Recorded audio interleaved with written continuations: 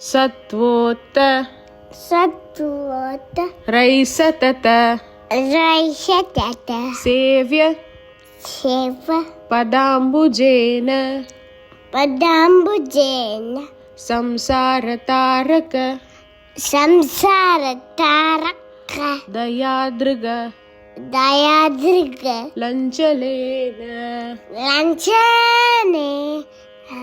सौम्यौ पयन्तृ मुनिना मम दर्शितौ ते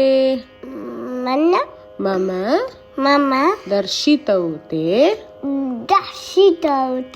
श्रीवेङ्कटेश चरणौ शरणं प्रपद्ये. Thank you.